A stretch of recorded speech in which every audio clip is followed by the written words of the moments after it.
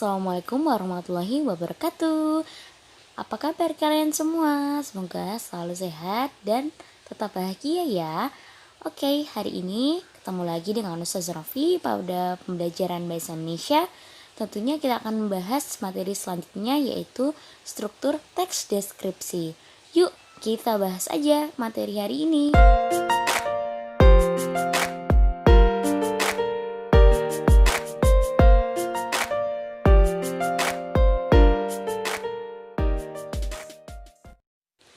Sudah tertampil di layar kalian, yaitu terdapat 3 struktur teks deskripsi.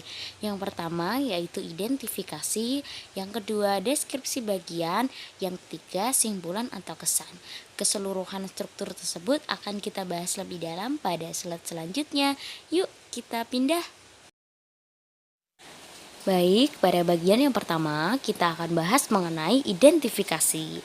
Nah, identifikasi ini biasanya berada di awal teks deskripsi ya. Satu paragraf itu biasanya itu disebut identifikasi. Nah, identifikasi ini berisi mengenai gambaran umum tentang nama objek, lokasi sejarah, makna, nama, ataupun pernyataan umum tentang objek. Nah, perhatikan teks yang ada di kolom bawah tersebut. Dapat kalian baca bahwa teks tersebut merupakan bagian identifikasi karena berisikan nama objek, kemudian lokasi, kemudian gambaran umum tentang objek. Nah, di situ juga ada makna tentang nama tokoh itu sendiri. Nah, kita lanjut pada bagian yang kedua. Pada bagian yang kedua ini kita akan bahas mengenai deskripsi bagian dalam sebuah teks deskripsi. Nah, bagian yang kedua ini berisi mengenai perincian bagian objek, tetapi rinciannya berdasarkan pandangan subjektif si penulis. Nah, terus perincian ini juga apa yang dilihat, apa yang didengar, dan apa yang dirasakan penulis dengan mengamati objek tersebut. Dalam deskripsi bagian ini tidak hanya terdiri dari satu paragraf ya, tetapi bisa terdiri dari beberapa paragraf. Semuanya tergantung pada keinginan si penulis, apa saja yang ingin dia deskripsikan. Nah, itu bisa terdiri 2-3 paragraf dalam sebuah teks deskripsi. Oke, deskripsi bagian itu juga memiliki pengembangan ya. Maksudnya di sini paragrafnya itu dapat dikembangkan didasarkan pada ruangannya, kemudian anggota bagian objeknya, kemudian proses sesuatu berlangsung atau berupa fokusan.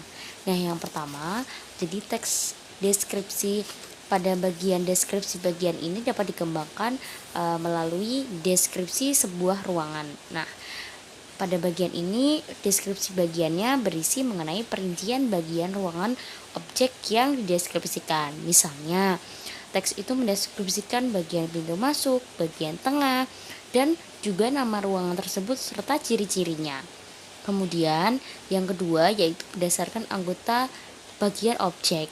Nah, pada bagian ini berisi perincian mengenai bagian-bagian yang dideskripsikan. Misalnya, ketika kalian mendeskripsikan sebuah pantai, kalian akan mendeskripsikan bagian dari pantai tersebut. Misalnya, bibir pantainya, biota lautnya, ombaknya, kemudian misalnya tebingnya, dan sebagainya. Kemudian, pada bagian yang ketiga, berdasarkan proses sesuatu berlangsung. Nah, pada bagian ini perinciannya berisi proses sesuatu yang sedang berlangsung dari awal sampai puncak. Misalnya ketika kalian menonton sebuah pertunjukan tari misalnya.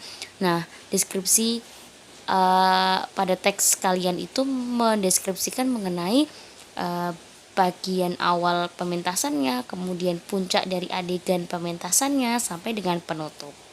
Kemudian pada bagian yang keempat yaitu berupa pemfokusan. Nah, perincian pada pemfokusan ini berisi mengenai bagian yang paling disukai dari penulis. Misalnya, penulis mendeskripsikan perpustakaan. Berarti pada bagian ini berisi paragraf yang seperti ini. Bagian yang paling saya sukai dari perpus ini adalah ruangan bacanya. Desainnya unik, kemudian ruangannya ber-AC dan sebagainya. Untuk lebih jelasnya, silakan kalian baca contoh teks deskripsi pada layar kalian. Di situ terlihat jelas bahwa teks tersebut merupakan bagian dari struktur deskripsi bagian. Nah, karena teks tersebut mendeskripsikan atau merinci mengenai bahan kayu dari rumah tongkonan, kemudian ukiran dari rumah tongkonan. Nah, di situ jelas dideskripsikan secara rinci ya. Selanjutnya, pada contoh deskripsi yang kedua, jelas bahwa teks tersebut juga termasuk struktur deskripsi dari teks rumah tongkonan tadi. Nah, karena dia memerinci mengenai atap dari rumah tongkonan.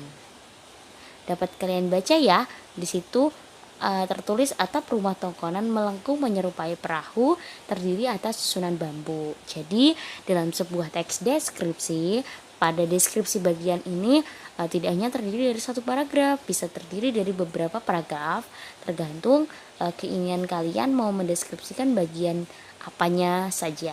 Nah, seperti itu ya. Kita lanjut pada bagian yang terakhir. Pada bagian yang terakhir kita akan bahas mengenai penutup. Penutup ini biasanya terdapat pada paragraf terakhir dalam sebuah teks deskripsi. Nah, isinya adalah mengenai kesan umum terhadap keseluruhan objek yang dideskripsikan.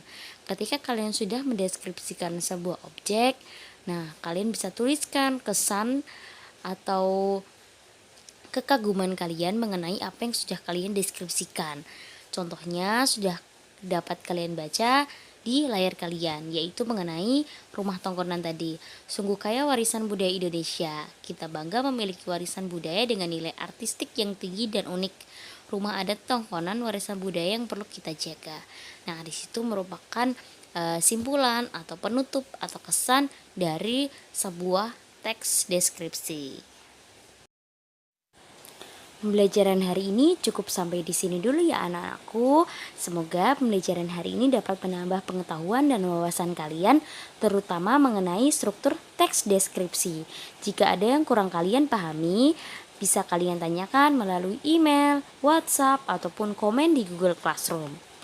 Nah, tugas untuk hari ini sudah Ustazah share di Google Classroom pada folder tugas-tugas. Nah, tugas hari ini adalah gabungan dari tugas mengenai ciri bahasa teks deskripsi dan struktur teks deskripsi. Silakan kalian klik link pada folder di tugas-tugas di Google Classroom itu dan silakan kerjakan, cukup hanya satu kali aja ya, jangan dikerjakan 2 kali.